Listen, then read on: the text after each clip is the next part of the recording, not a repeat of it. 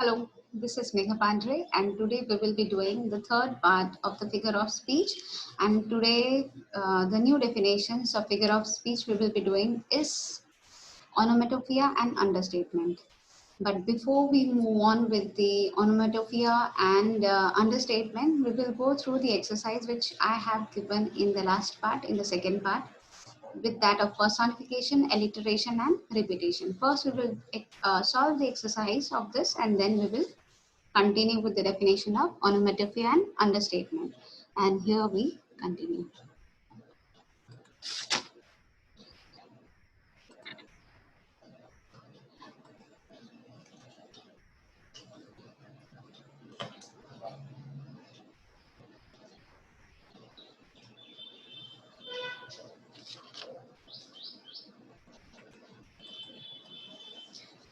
Now, this was the exercise of personification, alliteration, and repetition. And you have to search the sentence which it belongs to, what type of figure of speech it is.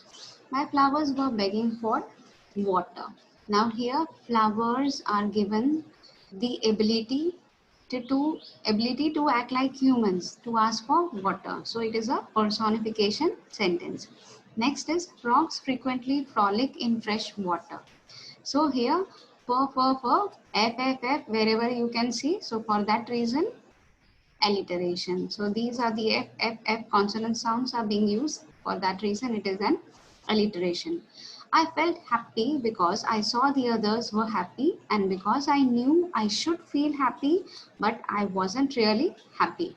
So here, all the time you can see happy words are being used, and because, and I. So it is called repetition. Time flies when you are having fun. So here, time. Quality, what quality is given to time?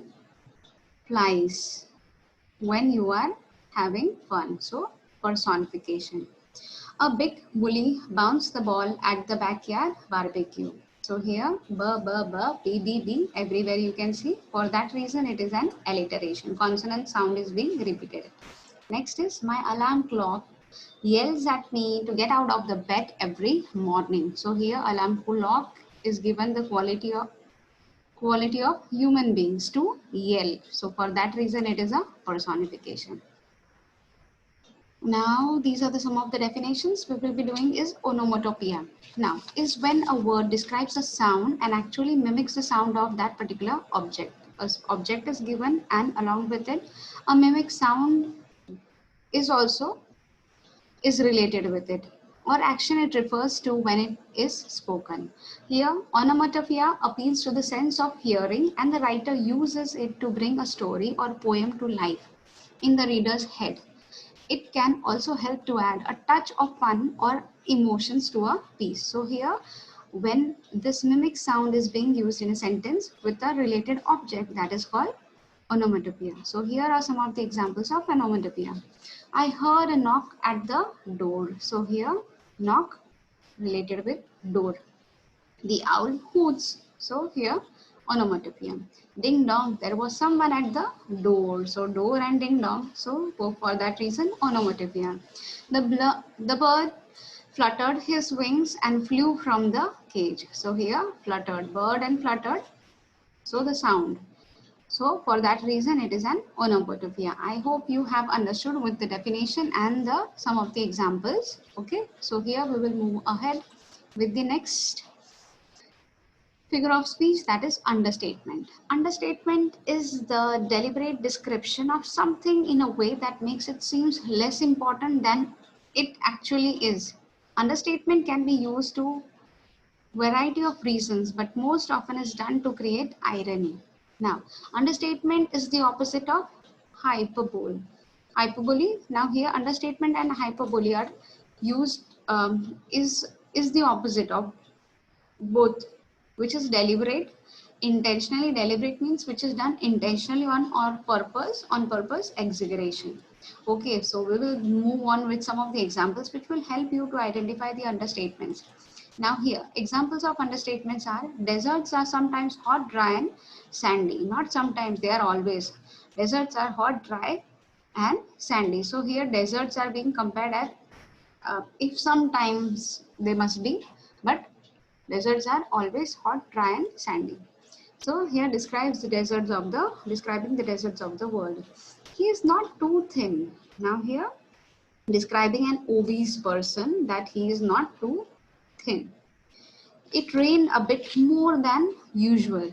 Now here it describes an area that it rained a bit more than usual. Whatever the rain usually you get, rather more rain that particular place had. But describes an area being flooded by heavy rainfall, and here understatement is given.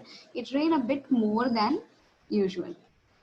Okay, now this is an exercise where you have to find out whether the sentence is an onomatopoeia or an understatement.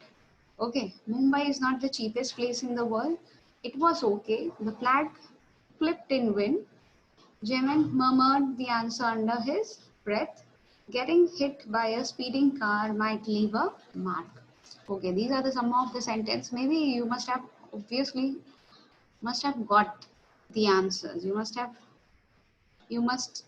understood. If you have understood the definition, obviously you will be able to give the answers. Okay, we will quickly move on with the answers and let's see which are the answers.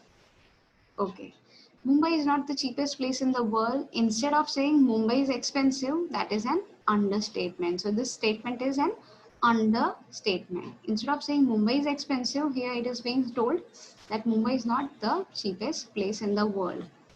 It was okay. Okay, here again is a understatement. Why? Because when a top ranker was asked about his exam result, what type of statement was given? It was okay.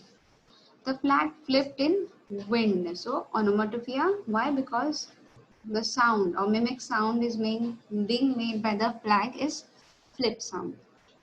Clement murmured the answer under her breath.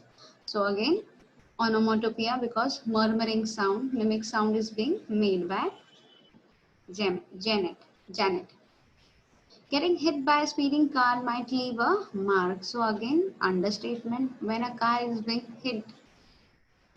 Okay, so here understatement because getting hit by a speeding car might leave a mark. It not might leave a mark, but it will lead to many of the bruises where it might be actually very painful. But here it is being showed that it might leave few marks. Okay, so that is an understatement. So I hope you must have understood the definitions of onomatopoeia and understatement, and here and with the examples also. Here I end up with my video. Till then, thank you.